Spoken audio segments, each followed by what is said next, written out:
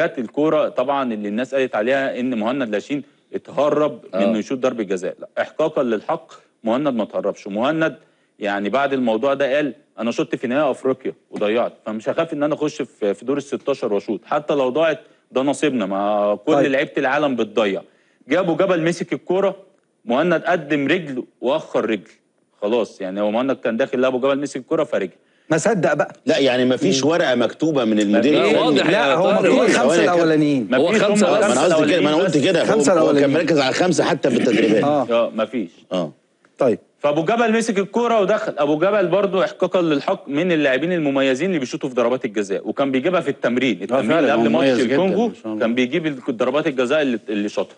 ولكن ابو جبل طبعا سوء التوفيق اللي حصل معاه ضيع الكوره. الغريب كمان يا كابتن ان الورقه او الزجاجه اللي كان مكتوب عليها الورقه بتاعت ابو جبل كان مكتوب زي ما ظهر في الصوره بالزوايا اللي هيشوط عليها اللعيبه. هو ما راحش غير في زاويه واحده، ما راحش في ولا واحده. لكن هنا بقى المفاجاه ان مدرب حراس المرمى قال له انسى الورقه دي بقى، اتعامل انت بقى بدماغك، خلاص انسى الورقه دي. بعد ما هو بقى ابتدى اللعيبه بقت مين اللي عمل الورقه؟ مش مدرب حراس المرمى؟ يعني هو مدرب حراس المرمى هيقعد يتعب ويعمل ورقه ويديها له، بعد كده ما تبصش فيها اشتغل من دماغك؟ ما كانش تنيل اديها له من الاول. هو اي حاجه بتتقال موجود. طب اوضه اللبس في الزمالك كانت بايظه، طب لما كان ابو جبل في انبي كانت بايظه، كانت اوضه اللبس بايظه، في البنك الاهلي اوضه اللبس بايظه. ما اعرفش هل في حد عنده معلومات ابو جبل بيعمل ايه غير كلام في العام؟ هيبوظ اوضه اللبس. ايوه بيعمل ايه يعني؟ بيخش يعني مثلا يضرب العيال بالقلم؟ بيخش يعني يكسر في ازايز الميه في وش الناس؟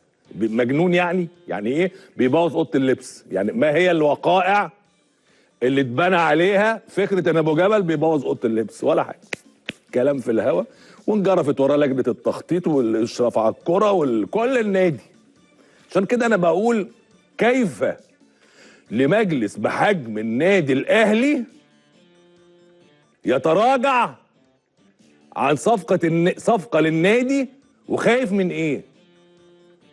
هي مصلحه الاهلي يبقى مصطفى شوبير لوحده مع حمزه علاء ومصطفى. احنا هنهزر؟ هل الكابتن احمد شوبير بوظ صفقه ابو جبل عشان مصطفى ابنه؟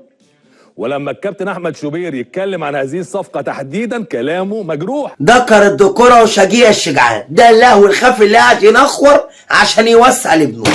استر باللي احنا عملناه ده يا جماعه، هنكمل الموسم بمود استجون. استر يا رب.